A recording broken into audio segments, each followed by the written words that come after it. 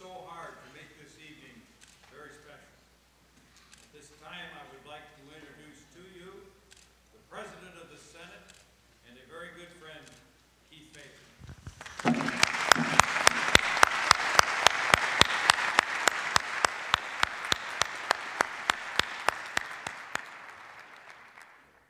Would the members of the House and Senate please assemble and take your seats? Is there a quorum of the Senate present? The chair recognizes President Pro Tem Chris Wagner. Mr. President, there is a quorum of the Senate present. Is there a quorum of the House present? The chair recognizes Speaker Pro Tem Matt Huffman. Mr. President, a quorum of the House is present. A quorum of the 130th General Assembly being present, this joint session will come to order. Before I ask you all to rise for the presentation of colors, I want to take just a brief point of personal privilege. Members of the General Assembly today have been treated to a first-class experience in recognizing the greatness that is Medina. Many of you have the same pen that I'm carrying in recognizing of a true Ohio statesman. My good friend, Speaker Bill Batchelor.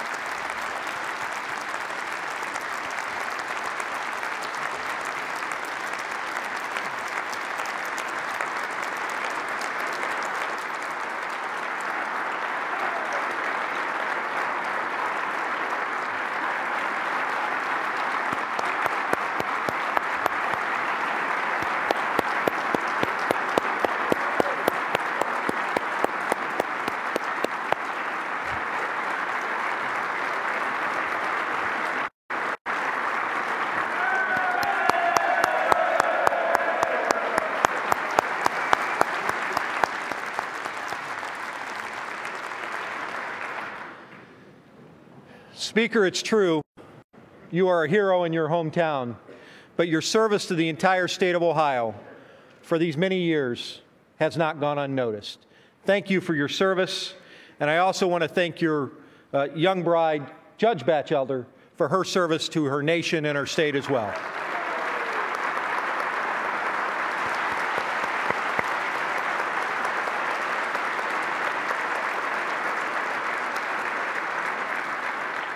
And I want to just give a moment of recognition to our other host, Senator Larry Obhoff, who is waiting to escort the governor in. He's making a presentation in the back door there. Between the Speaker and Larry, we've had a great day here in Medina. Medina, you're a wonderful community.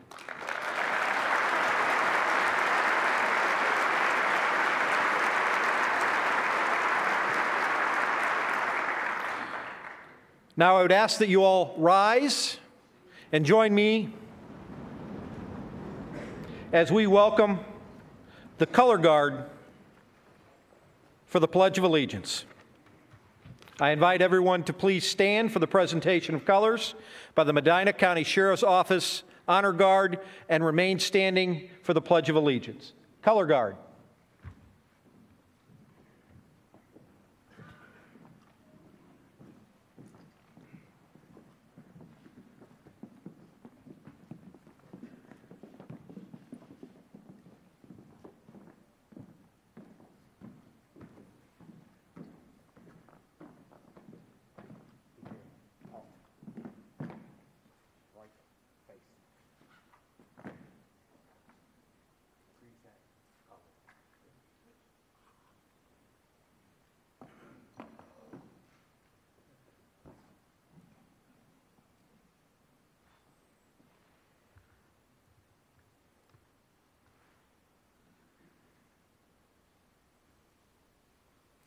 I pledge allegiance to the flag of the United States of America and to the republic for which it stands, one nation under God, indivisible, with liberty and justice for all. Please be seated.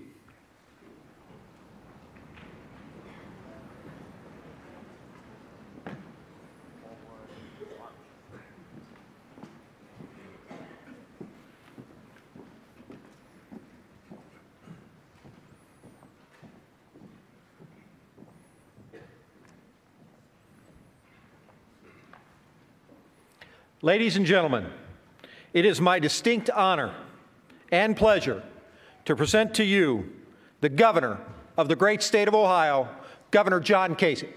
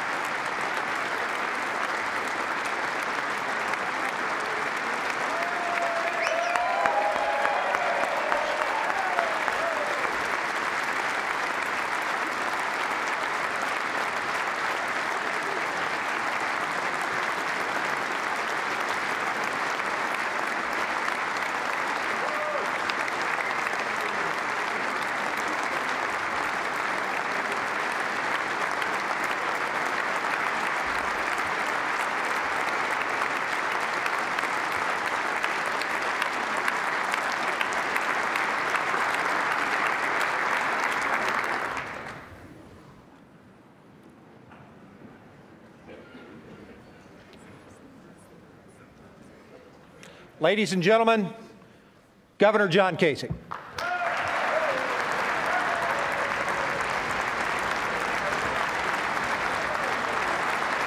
Thank you.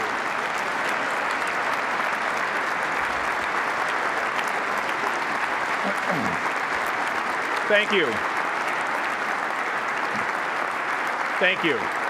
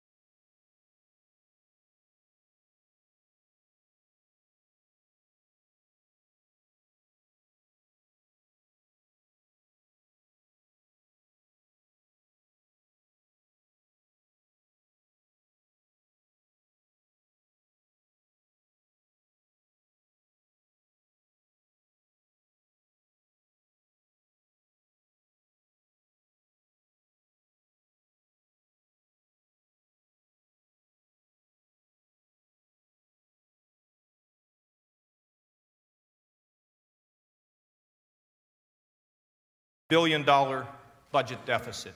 $8 billion, the largest in Ohio's history. We had lost 350,000 private sector jobs. That's filling the Ohio Stadium 3 times with some left over who no longer had any work. We had 89 cents in our rainy day fund. Most kids in Ohio have more than that in their piggy bank. We were on the verge of losing hope, and many of us feared that our best days were behind us. That is not the Ohio that we wanted. We knew that we had to change things, so we took up the hard work and we moved ahead without fear of failing and with urgency and resolve. We set priorities, and I hope you realize nobody got special treatment. There were no favorites that we played. We made tough choices, and we got our budget back in shape. We turned around that historic $8 billion shortfall, and now we have $1.5 billion in our surplus fund in the state of Ohio and positive credit outlooks.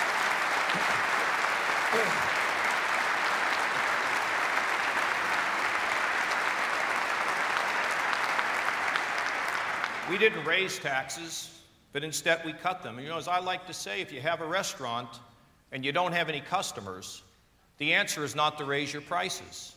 You have to reduce your prices and maybe change the menu. And we did cut taxes by $3 billion. We killed the death tax.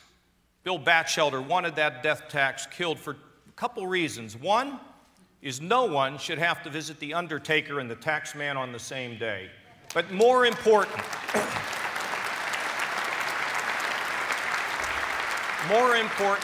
than even that is the fact that now, if you have a family farm or a family business, you can pass it on to your kids so they can build an even stronger business going forward in our communities.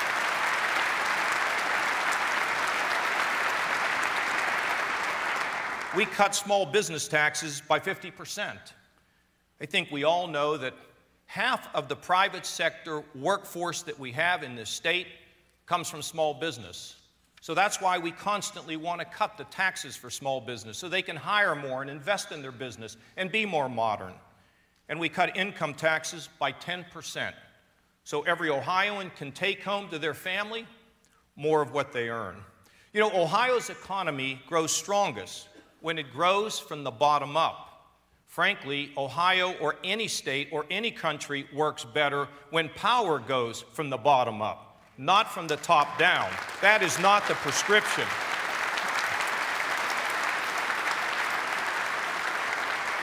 And God bless those Ukrainians who drove power from the bottom up to restore their freedom in that country.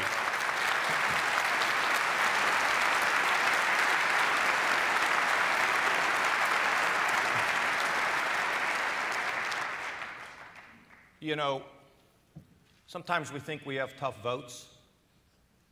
Think about them in the square in Kiev, facing people with guns. They were not deterred. We have to learn from their courage. But I also want to tell you, in growing Ohio from the bottom up, it means that Ohioans have to have more money in their pockets. We're being true to the fundamental idea that made our nation great. Government works for the people do not work for the government, plain and simple.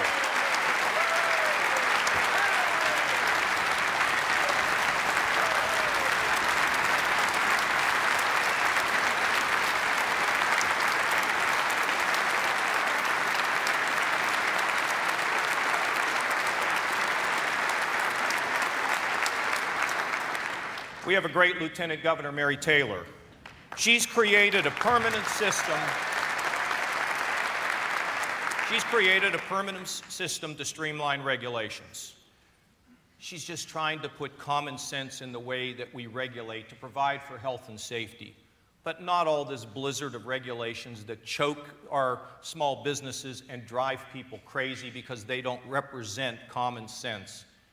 For those that are out here and you still have problems, you need to let us know. Because we want you to be successful, and we don't want it to be more difficult than it needs to be. as you run your businesses. All of this has been done to help unleash Ohioans' natural energy, our creativity, and our hard work. And as a result, our folks have created more than 170,000 jobs over the period of the last 3 years.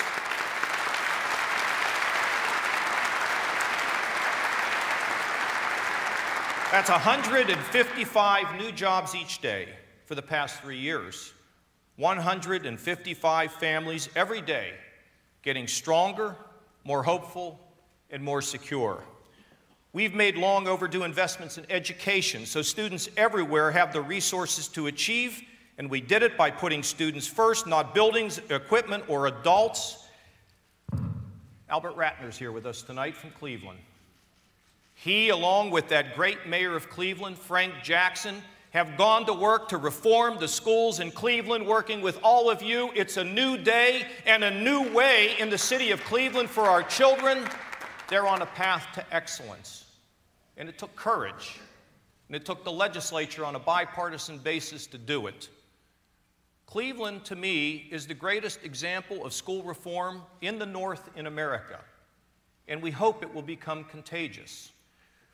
I love Michael Coleman, the mayor of Columbus, and we're working with him to try to bring about reforms.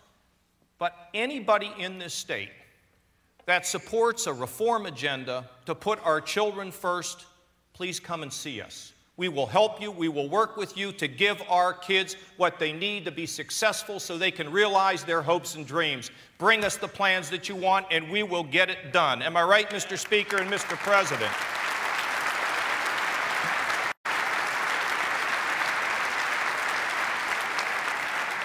You know, our colleges and our universities are working together. They wrote a single unified plan for new buildings and construction. We asked them to sit down and figure out which of these institutions really needed the help to advance education and jobs in Ohio. They did it. And they've now created a new funding system, so they're focused on helping students graduate, not competing against each other, just to sign up as many students as possible. And I will talk a little bit more about that. We're making breast and cervical cancer screenings available for more low-income women so we can start saving lives. We're rebuilding our highways without a gas tax increase and helping our cities and towns rebuild their roads and their bridges. And we're using the untapped potential of our turnpike to make these efforts as strong as possible. As we rebuild our economy, we are rebuilding the infrastructure of the state of Ohio. In the process, we did not ignore those in need. We did not. We're doing a better job of making sure that people with disabilities have the opportunity to work and to live independently.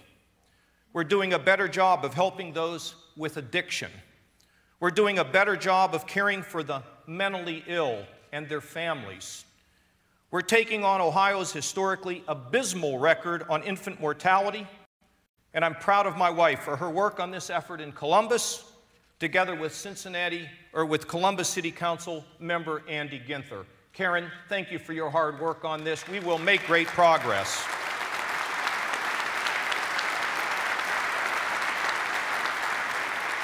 We're taking on the evil of human trafficking by going after traffickers and treating the victims and the young people who have been put into this incredible situation. And we're treating the victims not as criminals, but as children of God who need our help. Every Ohioan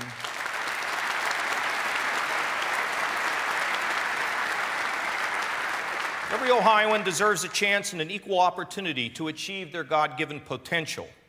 And that's the Ohio that we're rebuilding for everyone. Everyone. All of these things have helped Ohio move up to higher, more solid ground. And if you look, the clouds are beginning to move apart. The sun is beginning to break through and to shine its bright light on that summit. If you look, you can see it. We've got much further to go, but the success we have gives us the confidence to climb higher. We are not hopeless, we are hopeful, we are not wandering, we have direction, and we need to keep going to advance the state of Ohio.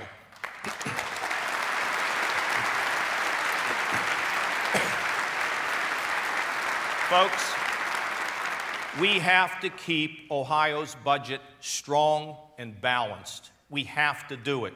We worked hard to restore our financial health, and we must zealously protect it. You know the reason? Jobs. When job creators see that Ohio's budget is in good shape, and I talk to them every week, almost every day, and I tell them about our surplus and our credit ratings and our balanced budget, they're frankly shocked. You know, they look at Washington. They look at Washington, and some of our states, and they see gridlock and debt and deficits, and I'm sure they think that's how government works everywhere. Well, we know Washington's broken. Sometimes I wonder if it's even on the same planet as the rest of us. You know, Ohio's different. In fact, of course, with that balanced budget and that surplus, we didn't let state government try to paper over problems with higher taxes, but instead, we solved them so Ohioans can keep more of their own money and businesses have certainty so they can create jobs. Without certainty, you have no job creation. We have it now in the state of Ohio. And if we keep our fiscal house in order, it will help us hold on to the jobs that we have and to grow new ones as well. It will also help us to attract jobs from around the country and around the world. But to do that, we also have to keep working with job creators the right way. And that's what Jobs Ohio is, this new organization that's beginning to hit its stride. The nation's business leaders are realizing that our new approach to economic development is something that it sets us apart. We treat job creators with respect by giving them peers, business experts, and specialists in their fields to work with, and we work at their speed, which is the speed of business, not the speed of bureaucracy and government. It's working. We believe in an open economy and a free market, not a closed economy controlled by bureaucrats. And they understand it.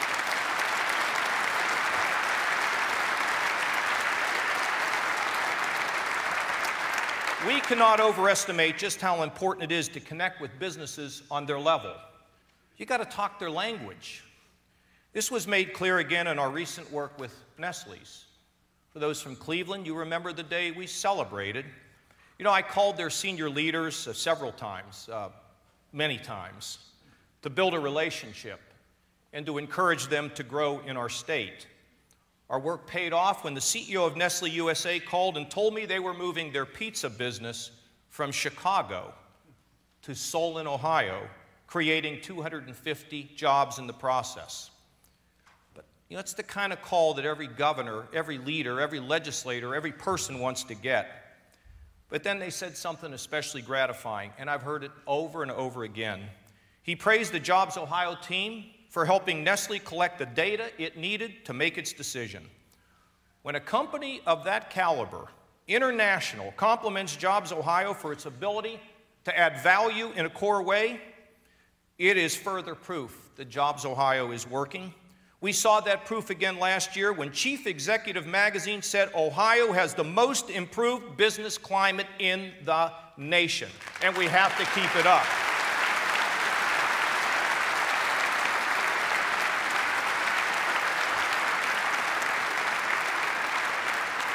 The reason that Jobs Ohio exists is in its name, because it's all about jobs. We all want Ohioans to have good job opportunities because good jobs provide paychecks, and they strengthen our families and our communities. And those paychecks belong to the people who earn them, not to the government.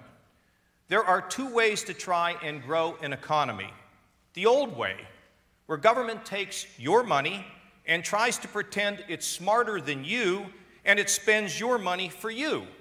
Well, we've seen that way fail time and again. And then there's the natural way to grow an economy, when you get to keep more of your own money and you can use it to control your own future and to help your family and your community. That is our basic philosophy. And out of respect,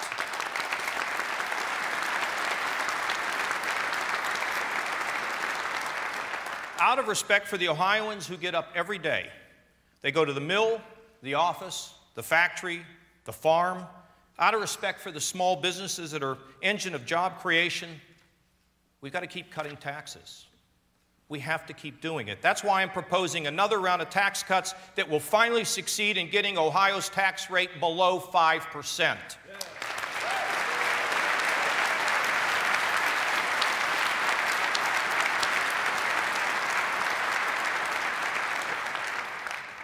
You know, sometimes I say to people, if you want to find an Ohioan about half of the year, you go down to Naples, Florida.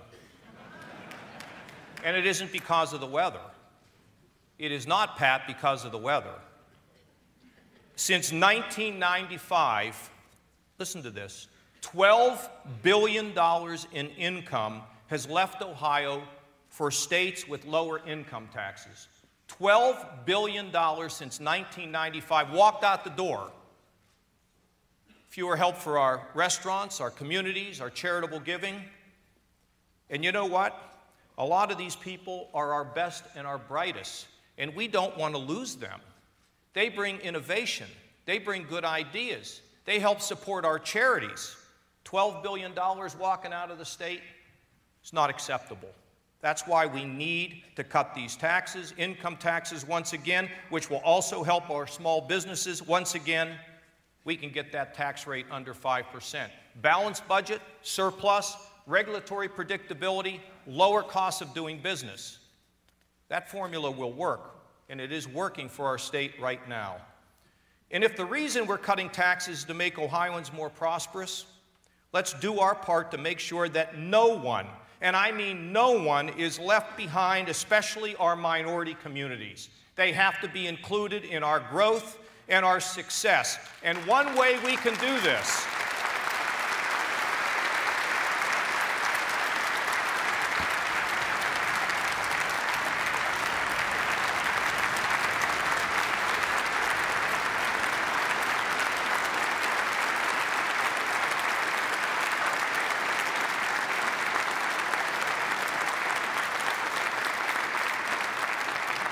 I've got some script here, but let me just tell you this.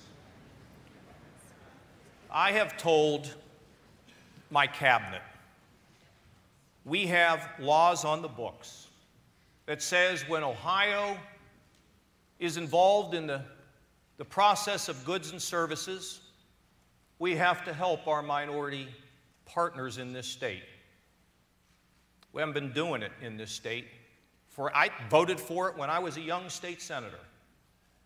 Not only is it good enough to go and try to help on goods and services, but our highway construction dollars have to help our minorities to grow from minority businesses to majority contracting businesses. Now, let me say to you, we want more entrepreneurship across this state. Now, this isn't going to be done overnight, but I want to tell you, my cabinet knows it, and we do it almost every cabinet meeting. We are going to help minority businesses to succeed and thrive in the state of Ohio. We are committed to it, and we must get it done. I want you to understand that.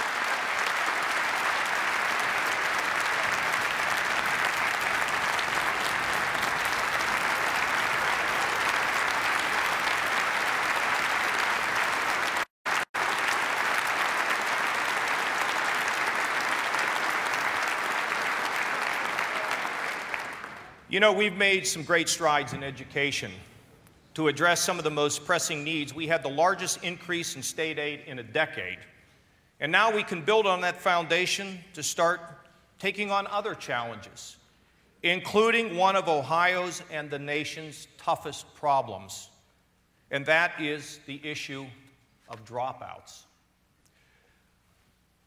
There's a 17-year-old girl somewhere in our state right now. She's thinking about not going back to school tomorrow. Not just tomorrow, but maybe never. She's sick of it. She could care less about algebra. She's not very good at reading. She struggles with it. And you can't even talk to her about the need for her to learn Spanish. Not interested. Tell me, how do we get her excited about learning? I don't care what party you are a member of. We need an answer for her and the 24,000 other Ohio kids who face this same decision and drop out every year. 24,000 kids in this state who drop out each and every year, and they join 1 million adults who live in Ohio who don't have a high school diploma. Dropping out's a dead end. It can lead to a life of really unrealized dreams. Oh, it can lead to poverty. We need to help get these kids back on track. Our administration will be sending ideas to you, members of the legislature, soon to help us do a better job of identifying and reaching out to the most at-risk kids so we can keep them from dropping out, okay? And then, stay with me, then we're going to ask our local school districts to craft unique plans for these students that chart a completely alternative path to their high school diploma. And if that path takes some of them out of the traditional classroom and into real-life job training, so be it. We've got to have the courage to think outside of the box because we have to reach every student. And let me put it in a simple way. If a young student doesn't want to learn the algebra, the math, or maybe even the English, let them go to a body shop. Let them be supervised by somebody, and have the person in that body shop say to them, now that you're working on this car, are you going to charge somebody? Well, then you better know your math. And are you going to advertise so they come in and use our services? Well, then you better learn English. There are ways to get to these young people. We have to think out of the box, and you're going to get the plan put in your laps, and I hope that we can do this for these young people. You know, we have these adults in Ohio without the diplomas. 1 million. Could you imagine trying to survive in this world without a high school diploma? Well, we're starting to build an innovative system to let them work with our 2-year colleges to get high school diplomas. They're not going to go back to high school. Let them go into our 2-year schools, and we're going to try this slowly to see if it will work. They can go to our 2-year schools. They can get their high school diploma. They can get credentials. They can get training. And then they can stand up straight again. We need to do this. This will help us in our battles that we face on poverty. Never before has Ohio reached out in such a focused way to help dropouts. It's not going to be easy, and it's going to force us to think creatively. And I ask you, you come up with a program that's better than ours, we'll sign it, plain and simple. But this is something we need to do, and if we know we're on the right path, we'll expand the program and make it work. You know, something I hear a lot from teachers is that parents need to be more involved in their children's education and that communities should do more to support their schools. How long have we heard this? I agree, so why don't we just do it? Why don't we get our communities involved? And we're going to launch a new initiative, Community Connectors. It's an initiative to support the best ideas in our state for bringing together schools, parents, communities, community organizations, faith-based groups, business leaders, and of course our students in mentoring efforts based on proven practices. We're going to ask you, the legislature, to take the $10 million from casino receipts, and we're going to ask you to create a program that will give these communities a $3 match for every dollar they put in to build these mentoring efforts. And all of us in Ohio, we're hungry to help. We know what's missing out there.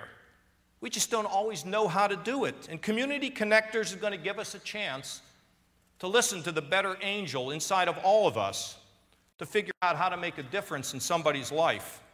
If we do this right and do a better job of connecting our communities, and think about this, our businesses, our schools, our parents, the faith-based institutions, everybody that surrounds our schoolhouses and our children, it's going to lift up our educators. It'll lift up our kids. We can show them why learning matters. We can teach them about workplace culture. It's important. We can teach them about professional etiquette. We can help them appreciate how important values are to success in life. Values like hard work, discipline, and personal responsibility. all of which can help motivate and inspire our children to find their purpose and reach for the stars. This is working in many places around Ohio, but we don't see enough of it. If you think of Cincinnati Youth Collaborative, 96% of those kids graduate, go on to college, the military, or a job. Toledo's Schools as Community Hubs program and United Way's new efforts in 17 schools as part of the Cleveland Plan. I would ask you, as you made it through your life, might have been your mom, it might have been your father, it might have been your grandfather, it might have been your coach, but there was somebody that taught you how to be successful, somebody that taught you how to dream, someone that taught you that nothing could stop you. We need to do that for our children all across the state of Ohio, and I hope you will help me in creating a program that can stand out in America. Will you help? I sure hope so.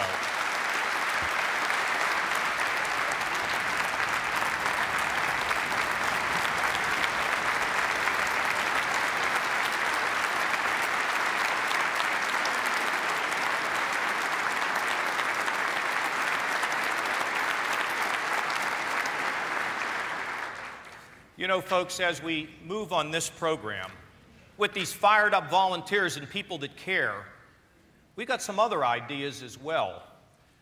We're going to have a new kind of direction in terms of giving kids the information they need.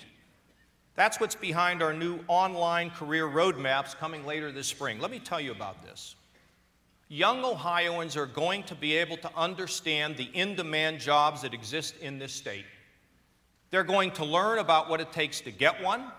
They're going to learn about what they pay. They're going to learn about what those jobs are all about. They will be able to get this information on their phones, and the adults who love them and care about them will get that information as well. Our kids need direction. They need to understand where they are going. And with the in-demand information about jobs, we can turn education and reform education in a real way that actually connects kids to jobs and their passions in life, and we can do it right on their phones. And that's what they love. You know, I've traveled the state and I've visited our schools, and some of the most advanced training I've seen anywhere are in our career centers. Let me ask you a question. How did we ever lose our way on vocational education? Why did we put it down? Why did we not understand its value? I had a group of kids in vocational education come in to see me a couple weeks ago. They were dressed to the nines. They were motivated. They were smart. They were excited about what they were studying, and a sense of direction. I mean, they knew exactly what they wanted to do. One wanted to be an accountant, was out in the field and getting their math and everything else in the traditional school and wanted to be an accountant. That's where she wanted to go. Another one, a teacher.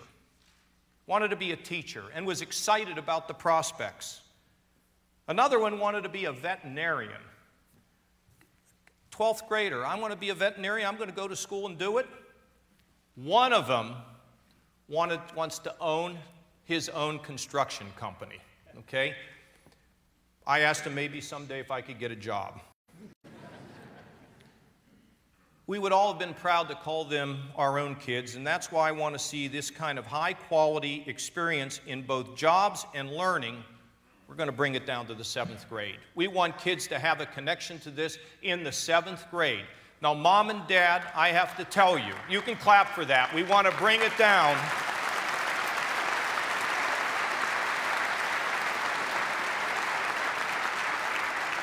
Mom and Dad, your kids can get that kind of training for a skill and a purpose, and it does not keep them from going to the 2-year community college or the 4-year school. In fact, they're going to have a better sense of where they're going if we allow our kids to enter those vocational schools. And we're putting more money in it, but I think taking it down to the 7th grade and getting our school districts to work with us on this will be a big change. Now, vocational education prepares our kids for careers in college. Now, here's the thing I think is really good. I believe every Ohio student should have the chance to prepare for their college degree by earning credit while they are still in high school. You take those courses, you should get credit, period.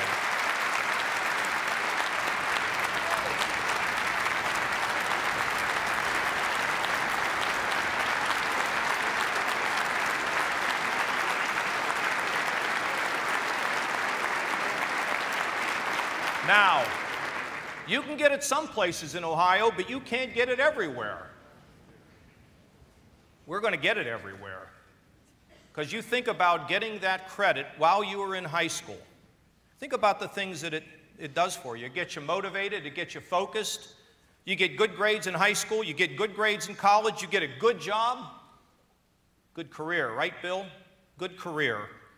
This is something we've tried for a long time, haven't been very successful. Work with me on this, would you? Work with me on this. All of these ideas are going to be coming soon as a part of a package of proposals to better connect kids with career opportunities in a very meaningful way. Even as we work to help better prepare students for college and their careers, we're not going to forget their early years. To make sure Ohio is doing everything it can to help our youngest learners, we're raising the standards for publicly funded early childhood education so that more children enter school ready to succeed. And at the same time, we're going to make sure we're spending those important dollars in ways that will make a difference. We believe in early childhood education. We're going to promote it. We're going to make it work in our state in an effective way.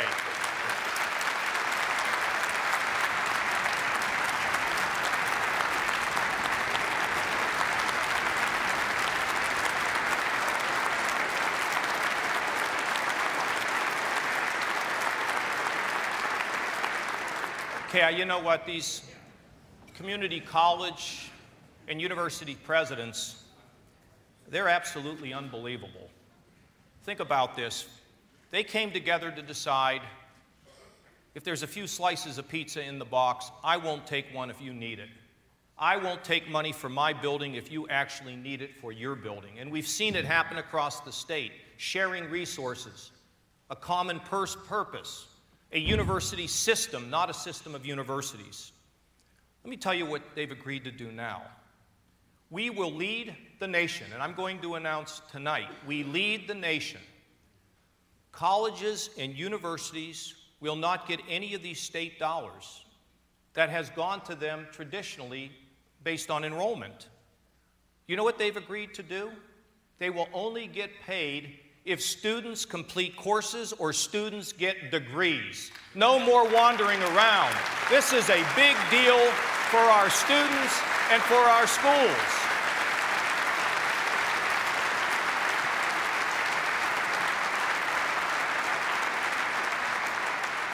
I'm going to be giving you this legislation soon, but just think about this for a second. Student goes into the community college or in the four-year schools, really doesn't know what they want to do. You know, they park their car a mile from the academic building where they're going to go to class, and then they get frustrated and they quit with 2 years' worth of debt. Our colleges are committed the same way our K through 12 schools are in giving them a virtual menu so they can know what their pathway ought to be. The colleges and universities will be working to make sure that when you enter that building, when you enroll in that school, you will have somebody that will guide you through the process and guarantee you, or do their best to guarantee you, that they will get a degree. This is skin off their backs. They're fantastic, these university and college presidents, and you please tell them when you see them, thank you. And we'll get you the legislation to enact this. You know, we also think about education as like, you know, preschool and then it's, you know, high school and then maybe the 2-year school or the 4-year school. We have a different philosophy in Ohio. You must have lifetime learning. We must have a system that allows you in the 21st century in the global marketplace to consistently upgrade your skills so that you are in control of your own destiny and one day you don't wake up and find out you don't have the skills to compete and win. And that is our philosophy. It's not just K through or pre-K through J job. It's going to be all the way through your lifetime. And this is the strategy that I believe we need to take. Now, folks, one of the best-kept secrets in our state are veterans.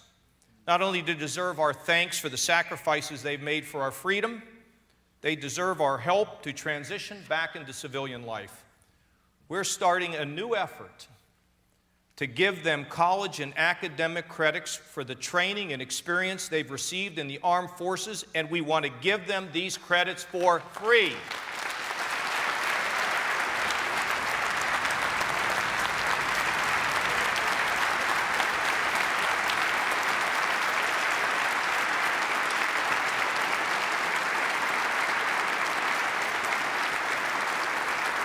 Think about this.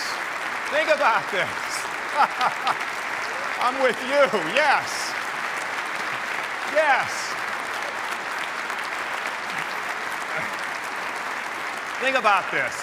This is really unbelievable that we hadn't done this. Whether it's engineering, heavy machinery, construction, auto and truck repair, or as my wife said the other night, advanced technology, so I put it in here. The U.S. Armed Forces trains more, there's no question. We train more people in more sophisticated ways than any organization on the planet. The training has prepared veterans for many of Ohio's most in-demand jobs, and we know what they are. We know what those in-demand jobs are. And if you ever want to know, go on Ohio Means Jobs, and you can see it. We know what these jobs are.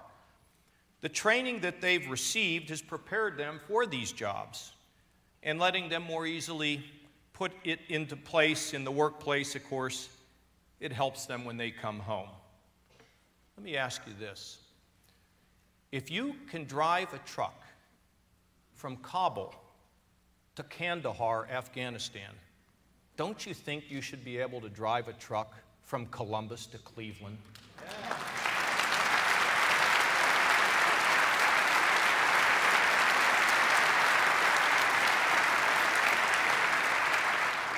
Hey, folks, look, I think we're making gains. There's too many people in our state that don't have work. We're not forgetting you. I'm not forgetting you. We got to work every day focused on creating this jobs-friendly climate that's essential to helping our people get back to work. That's why I can't fritter away the surplus. Yeah, there's needs and demands, but we can't do that. We got to keep the job-friendly climate in this state. You know, but we also can't forget Ohioans who can only dream of being able to hold a job. These are people who struggle with mental illness and addiction. They're part of our mission, too.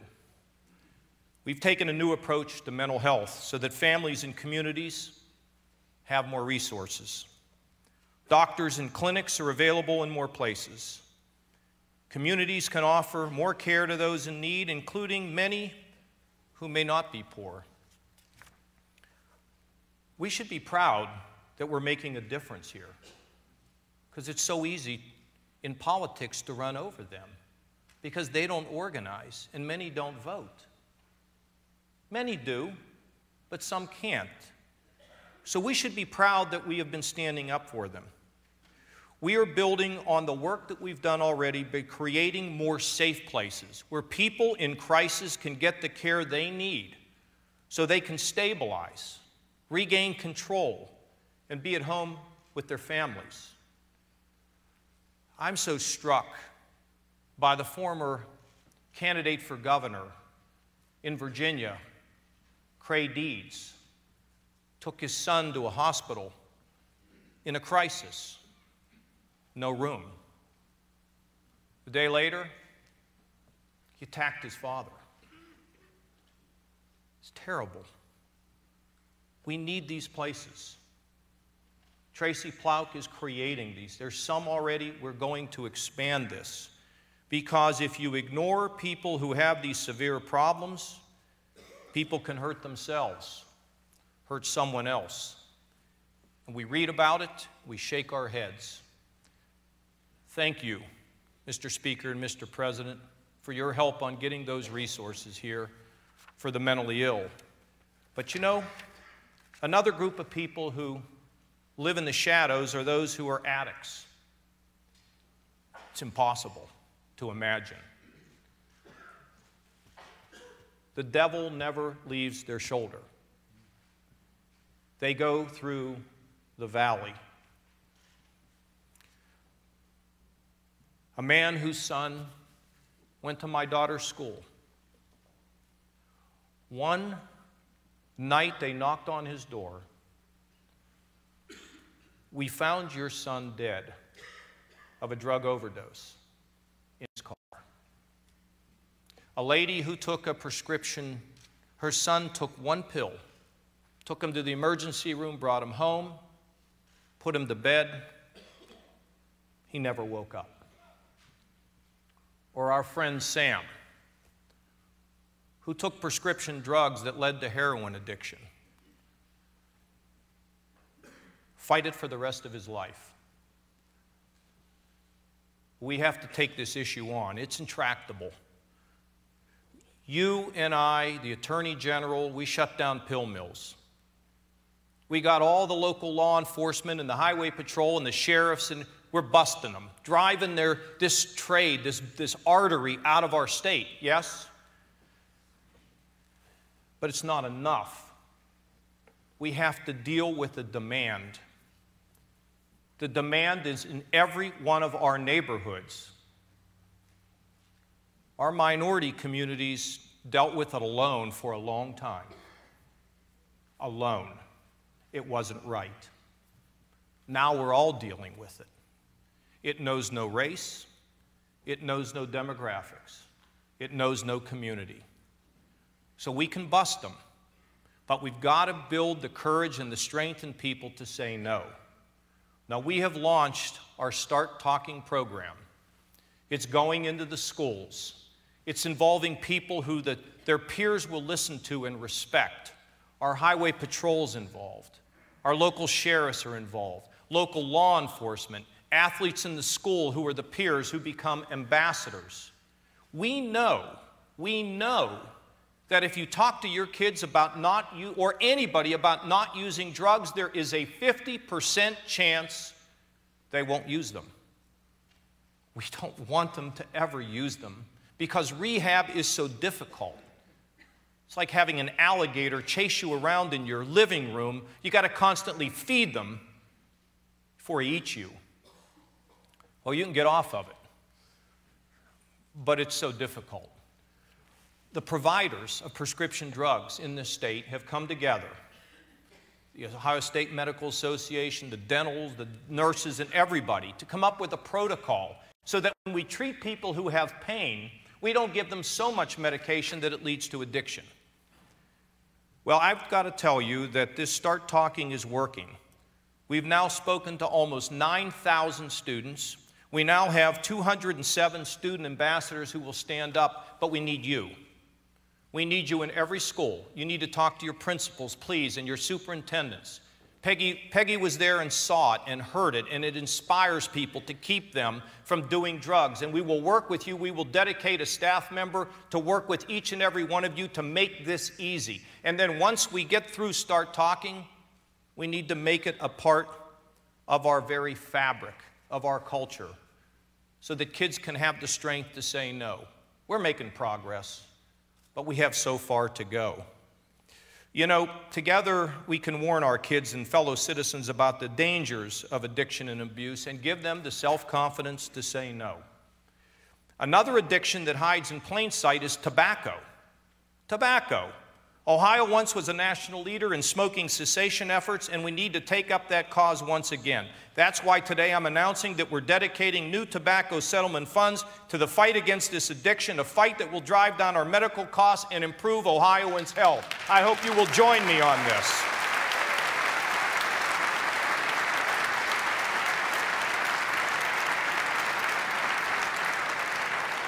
I know this is a lot of work, and frankly, I've only talked about a portion of what we're going to be sending to you soon. Not all this is going to get done this spring or this summer. Maybe some of it won't get done this year. But I want to say, and it's going to take time to get things right, but if we're not moving forward, we're moving backward. We've got to let Ohioans keep more of their hard-earned money. We've got to keep more kids in school, mentor more kids, keep improving our colleges, give our veterans a hand back into the civilian workforce, and keep improving mental health and fighting addiction. As you know, we've been talking more and more about poverty, how to help people get out of it, and how to prevent people from slipping into it to begin with. We took some big steps last year, especially in health care, and the reason for much of what we're proposing this year is that we can continue to do more. But let's be clear, it's going to take all of us, not just the government, to make progress. I will have much more to say about this issue over the next couple months. But remember, our greatest purpose will continue to be helping every Ohioan have a chance to find a job that lets them fulfill their purpose. Jobs. The more jobs, the less poverty. You have a job, it's self-confidence. You have a job, you have hope. You have a job, you have control. You have a job, you can contribute, not just to your family, but to those around you. Yes, we do have much more to do, but because of what we have already accomplished, I can say tonight the state of the state is stronger, more hopeful, more optimistic, more excited, and more confident here in the state of Ohio.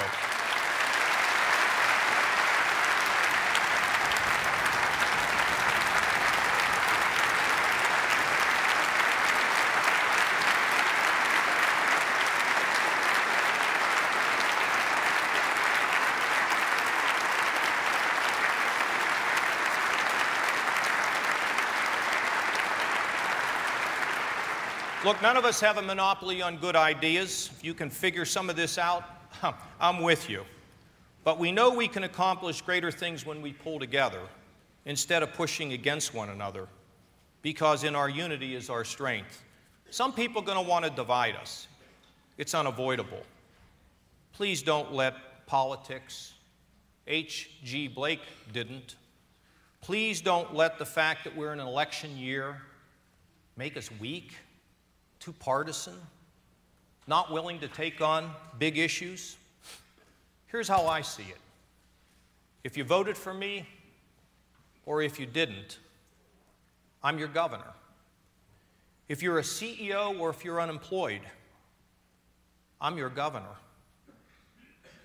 If you're living in your own house, or you're living under a bridge, or if you're an honor student, or if you're an inmate, I'm your governor.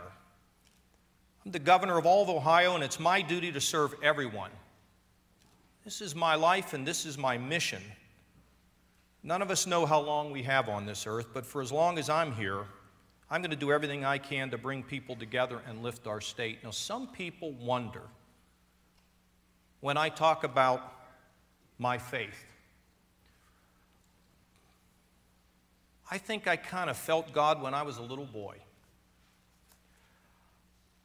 But I don't know that I didn't meet God until 1987, when my mother and father were killed by a drunk driver.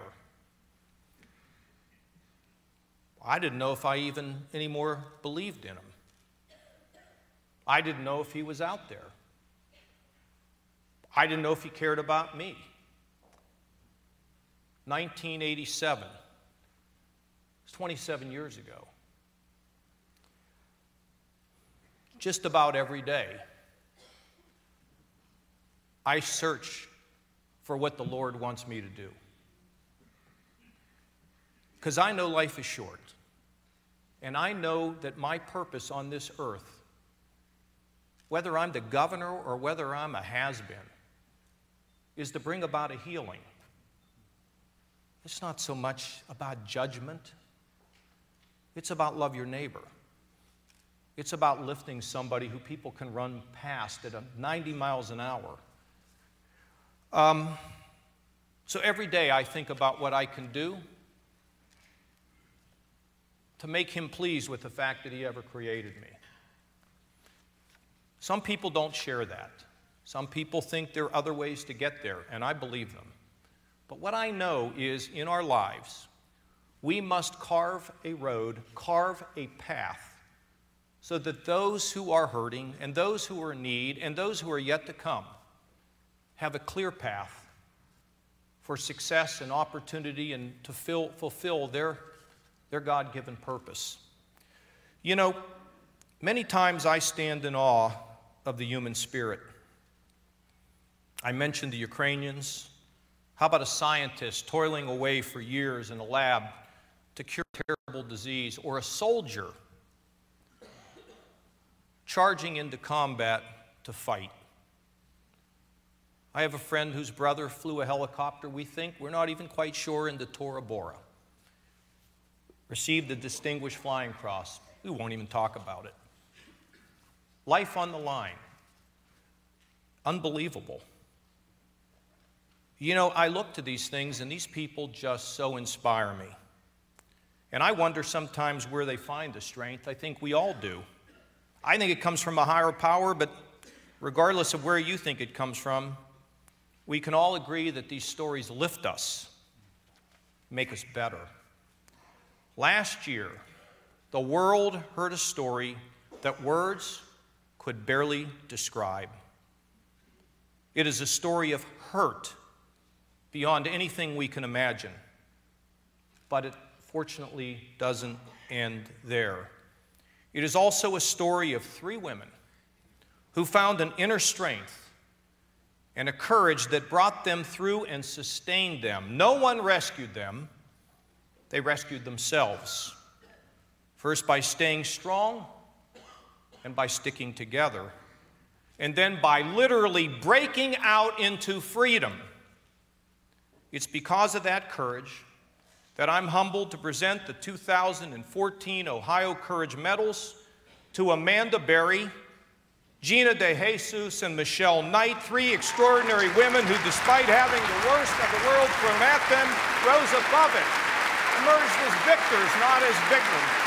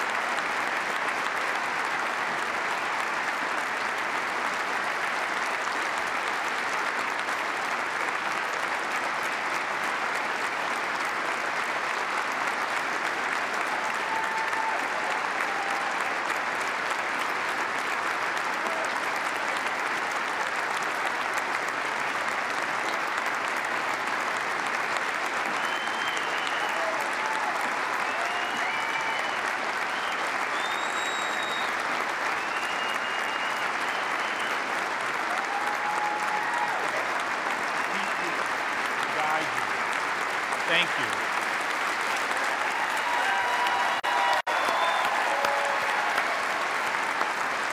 Give them away. Give them away.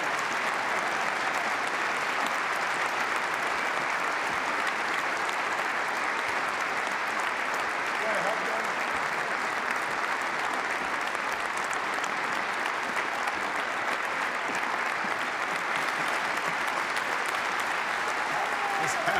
Is that just unbelievable?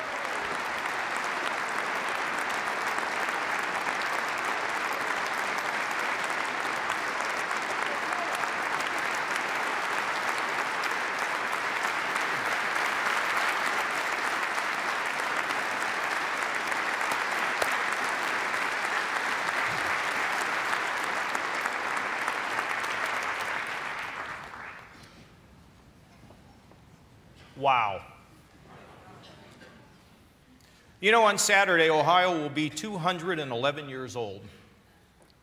Our state has seen so much change in that time, and change is difficult. But you know, once you have done it and you move forward, there's a newness, a freshness, a sort of youth to everything that you do and touch. Together, we've breathed new life into Ohio in just 3 short years. But we're not anywhere close to the summit yet. Think about what Ohio will be like when we get there. What will it look like on the top of that mountain? Well, Ohio will be a place where people can attain their dreams because they're prepared for the jobs of the 21st century. And rugged individuals can start and grow their own businesses, regardless of their background or their social status. And they will succeed because we will not let government stomp them out with mindless rules and high taxes.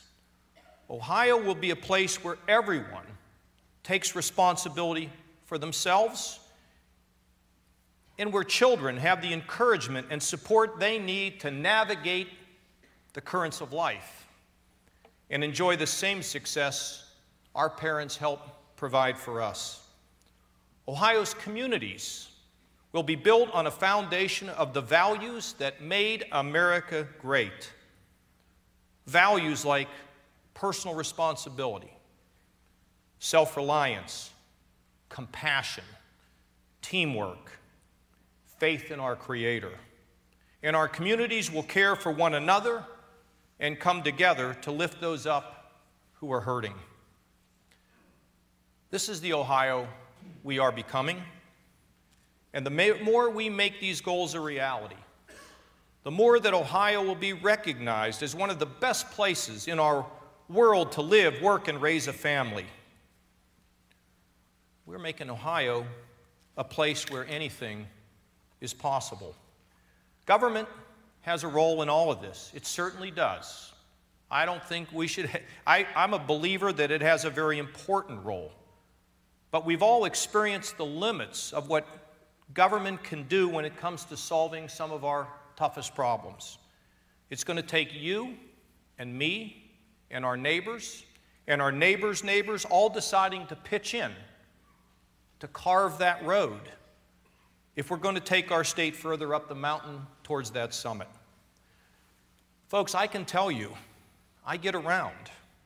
The nation and the world, they have their eyes on Ohio. They know we're coming back, and they want to know, frankly, how we're doing it. We're not done. We're not done by a mile, but we've made good progress. We're getting there. It's great to see it happen. Isn't it great to be part of it? To be part of this rebirth? I hope you'll stay with me on the path as we go higher. I hope you'll keep up the teamwork, keep taking on the impossible tasks, keep tossing aside the status quo, keep shaking things up. It's like my mother said, shake them up, Johnny. Things will get better when you do it. If we do, we'll create the stronger, better Ohio that we all want. God bless America, God bless Ohio, and God bless our future together. Thank you.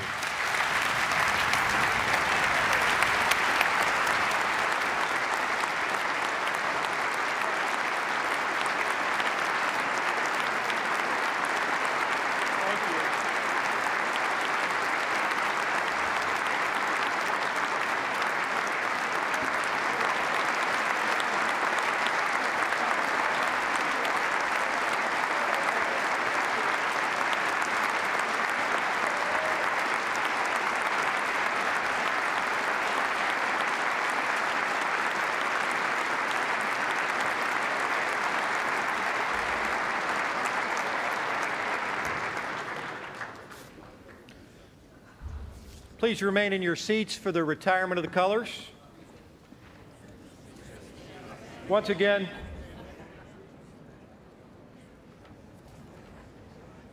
the Medina County Sheriff's Office Honor Guard to retire the colors.